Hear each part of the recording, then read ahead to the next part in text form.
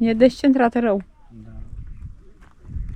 Am ajuns în locul de campare. Noi, ca și în campinguri aici, avem o situație mai descentrată. Aici două cale, nu știu, din astea de nivelare. Ăsta e unul de la Fiamma, e sănătos. Și ăsta e al doilea de la Obelink. Ăsta l-am folosit și o cedat aici. Avantajul ăsta e că nu trebuie să pui ceva ce să blocheze roata, cum roata se așează, după cum se vede singur aici. Noi vom folosi pe ăsta de la Fiamma pentru că am cumpărat la el și un alt lucru, blocator. Bun, prima dată când folosesc blocatorul ăsta, să vedem dacă vom reuși să nivelăm destul de bine rulota. Voi încerca să mă urc pe ultimul nivel.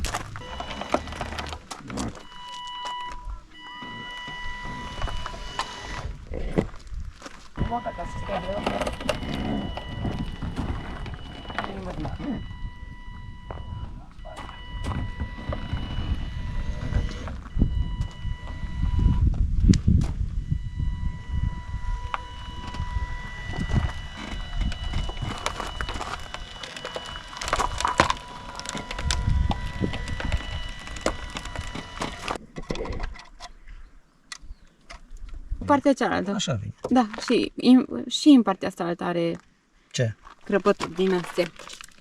Așa? Da, ori aici, nu așa? Pe partea asta. Stai să vedem. Nu. Da, ba, s-ar putea. Deci ce am reușit noi să descoperim că ultimul nivel, ele trebuie puse astea mai în spate. Adică blocatorul trebuie să vină de fapt mai jos. Mai sus, de așa nu puteți urca, să urcați roata și mai sus, să stea cumva suspendată, nu merge. Deci așa ar veni poziția lui și acum cu ajutorul moverului îl dau în spate și acum ea stă sprijinită în...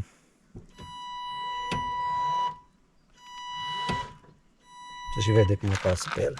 Bun, acum e fixată. De siguranță și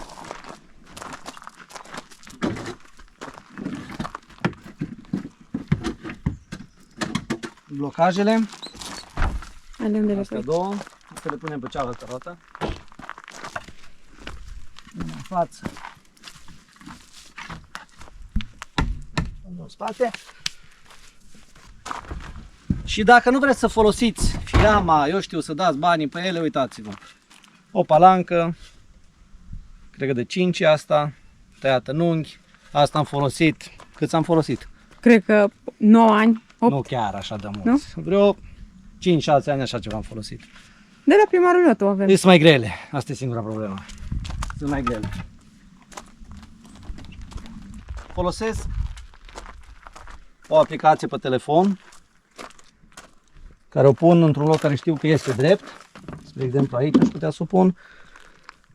Vedeți, e pe 0, un boloboc. Și acum Y-ul e mod normal. Ca să verific, trebuie să ridic de aici din spate, deci din față voi începe să ridic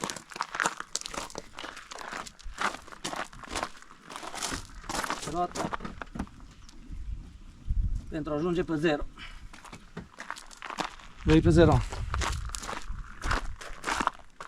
0,8. Unii mă ajută, îmi spune când ajunge pe 0. Vrei? Stop! 0, da, 0, 2. Acum 0, 2, 0, 4, nu contează, aia deja nu se mai simte. Acum ea e fixată și începem să o punem calele la ea. Dacă aveți picioare din astea de prindere,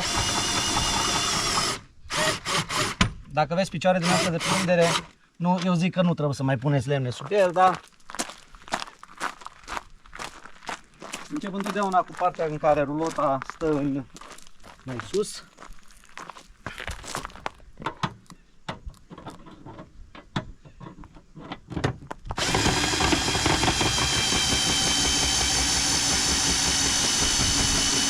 Aici, spre exemplu, mi se pare că e prea mare diferența de nivel, pentru asta folosesc o bucată de lemn.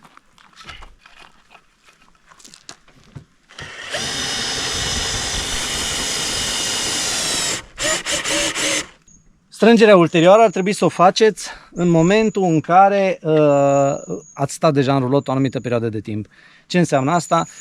Înseamnă că ați, nu știu, a stat o zi, după aia să mai așează, să mai mișcă pământul, mai ales dacă e moale pământul, puteți să mai reveniți, să mai strângeți dacă simțiți că se mișcă rulota, dar din câte se vede, aici de exemplu, uite, se și vede că se mișcă. Și aici ar mai trebui strâns. Se și simte. Acum deja începe să strângă, acum deja o fixat.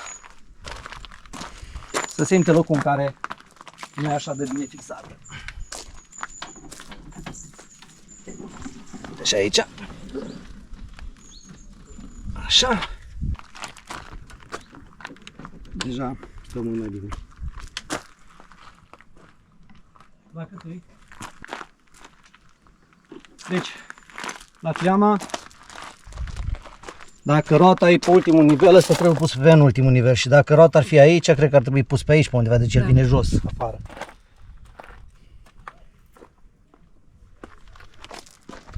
Nu că nu ați putea lăsa moverul cuplat, asta am avut și eu grijă, a fost o locație unde am stat o săptămână și am rămas cu moverul cuplat din cauza că era foarte mare pan, de când ne ține frâna, am tras filmul și moverul și am lăsat și frâna, dar ce am simțit la el că s-a slăbit arcul. De la mover? De la mover, da, numai pentru că a rămas cuplat foarte mult. Gata.